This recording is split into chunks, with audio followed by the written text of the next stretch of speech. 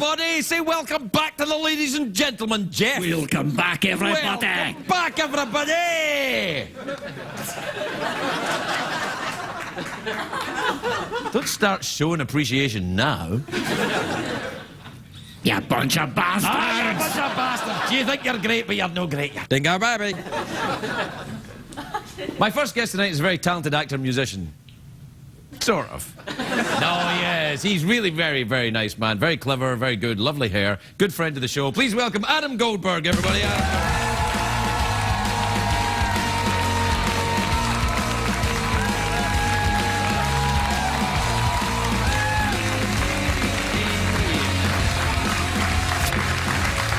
Welcome, Adam. What are you doing? Oh, I just thought maybe you needed some of this. No. What's that? Is that one of the emails? Yeah, it's the woman who's, her boyfriend hasn't proposed, but she's planning the wedding in advance anyway. Oh, that's sad. Well, it's a little tricky. Yeah, it is. You look a little weird. Do I? Oh, you do the lady in tuxedo? Well, no, it's a little bit like, you know, Jay Leno and the Day Off. What's going on? Well, we just drove cross country from. We being? Roxanne, my girlfriend and I. Your girlfriend? And our 3 dogs. Have you proposed to her yet? Because she may be planning the wedding anyway. I wasn't going to do this, but which camera? No, man, don't. No. No, really? Bad idea? No, don't do it. Right. Okay, do it. Little rating spike, and then they find out it's me who did it. No, it'll be fine. So you just drove across the country? Yeah, we got back Thursday, and our stuff from New York, where I was living and working for 5 months, hasn't arrived. I'm not going to mention the moving company's name because they're still sort of holding our stuff captive. Right. And anything. But you know, in the car, you can pack a suitcase or two with clothes. We had 3 dogs and a Prius. What's a Prius? It's a good question. I'm still not quite sure. No. So it's like a golf cart with negligibly worse gas mileage. No, come on now. It's a no. It's a fine Japanese hybrid. Yeah. Why did you drive across the country? Yeah, you can say Japanese hybrid. Yeah. It's a little bit like what's that coming and go, right? That's What? It's the same thing. You're going blue tonight. I'm going a little blue tonight. Yeah, I'm trying to keep the audience awake. I'm failing, but I'm trying. Oh, that's good. Yeah, if the AC doesn't do it. No, you know, are you cold in here? I'm always a little nipply. Do you find one of your nipples is more sensitive than the other one? Or the other one? Because I know you famously have 3. That's not a nipple. I've told you what that is. Okay. No, you know, alas, neither of them are as sensitive as I've heard some men's are. Mine aren't that sensitive. Yeah. I mean, I sat through Warhorse topless, nothing. You sat through Warhol? Warhorse. I watched Warhorse. Warhorse. Very moving film, and my nipples didn't weep once. Really? Yeah. Like, you mean lactation? Sympathy lactation. When nipples weep? When nipples weep. Have you seen that? That's a great movie.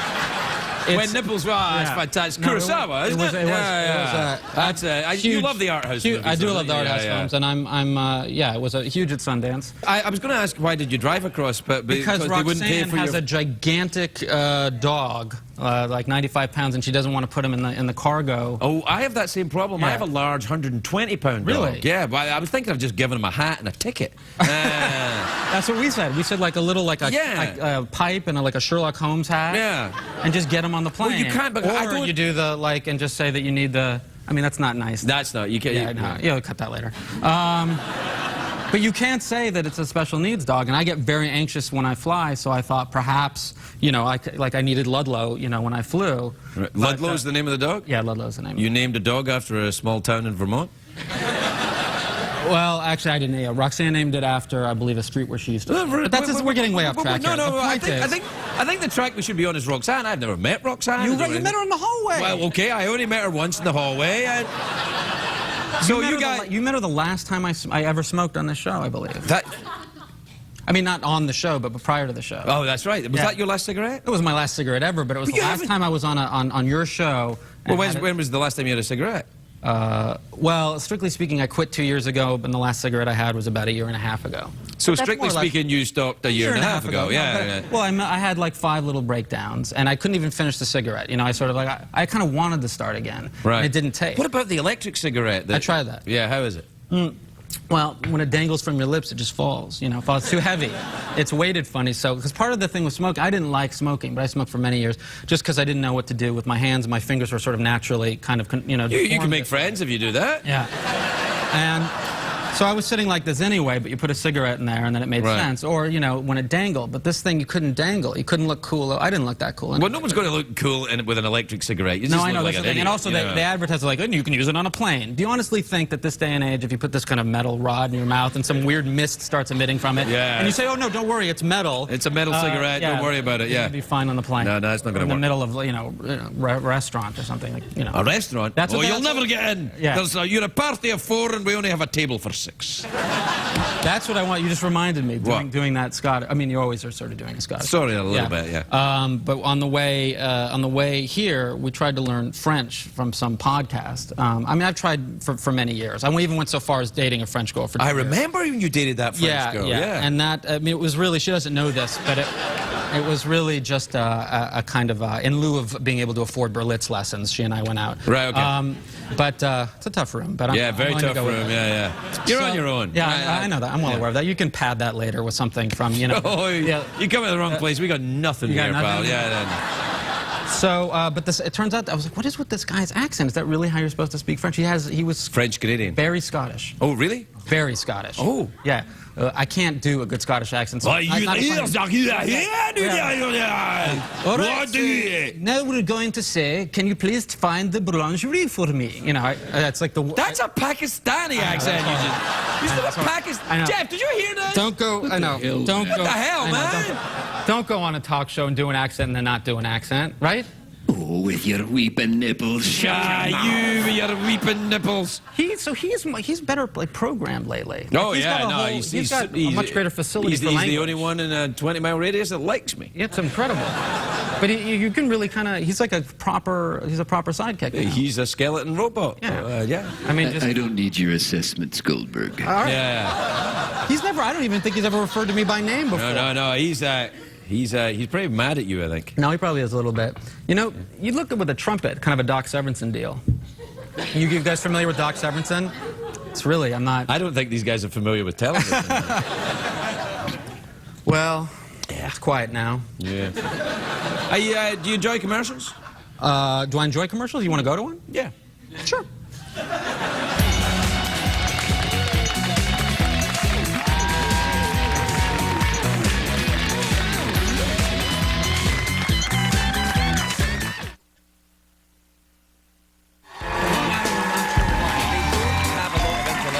That could be it. It's more like bravado. I suspect a little bit anti-Semitic. I do. No, I don't. I'm telling you. I don't we were get just it. talking about Australia, how we both loved it, right? Yep. Yeah, and Adam has never been to Australia, but wants to meet a dingo. That's right. I mean, I met what I thought was a dingo, but it turned out it was something. I went to the gastroenterologist, and they... No, a dingo isn't a growth. A dingo I thought it was it's like a name for a sort of dog that will steal your baby. Oh, okay. I thought... Oh, right. I thought it was some sort of excretion. Did you ever see that movie where the dingo steals her baby? I remember that was She a says funny that line. in every movie now, Meryl Streep. Every movie. Really, the Margaret Thatcher? Yeah, you see that Margaret Thatcher movie? Same She's like, thing. a dingo stole my baby. And they give her the Oscar anyway. Mamma Mia, she's like, diddly-dee-dee, dingo stole my baby. Well, you know, everybody, you know how like Eddie Murphy's got that laugh? Eddie Murphy's got the yeah, and she's got dingo stole my baby. Yeah. So even Meryl Streep has a little bit of a crutch. You don't go this far in the business without a little crutch. You gotta have you gotta have your special tricks to use when it's a tough night. Like mine is like my go-to thing is a Scottish accent. Right, me too. So I'll be playing a part that's like, you know, you're playing a cop from New York or something. I'll say like, you know, maybe he's Scottish. Right, you know?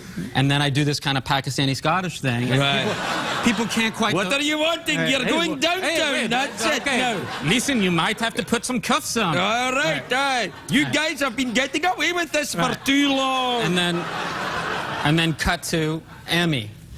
You know? Like, we couldn't figure it out. It was... he was done intense. Crazy kind of research, you know? To get that. That's how you guys doing? Yeah. Right. Pretty good? All right, we're out of time. Seriously, don't. Really. We're out of time. Do you fancy an awkward pause, mouth organ, freeze frame high five, or big cash prize? Well, I always like the sound of mouth organ because it just sounds appealing. But I'm gonna try this box in your head. Is that how? Oh, that's the big cash prize. You want to go for that? I could use the the gas money. What time is it, Shadows, David? Time for the big cash prize. Big cash prize. All right, Adam. 50 American dollars. Wait, don't touch the money until you've earned it. $50. Two ways there. You can either answer a simple question or you can guess what's in my box. What happens during that is I imagine a box in my head and then there's something in it. I don't know what it is. Only Jeff knows. You tell me what it is. We check with Jeff. If it's the right answer, you get the $50. If it's the wrong answer, you're punished. But Jeff is not a fan of mine. Jeff is completely impartial when it comes to guessing what's in the box. Okay, all right. I'm gonna guess what's in your box. All right then. I'm imagining a box. I'm imagining a box. Well, don't you imagine a box? Okay, all right. If you imagine a box, then it might, Jeff might think what's in your box. I was imagining your box. Well, don't imagine my box. How dare you?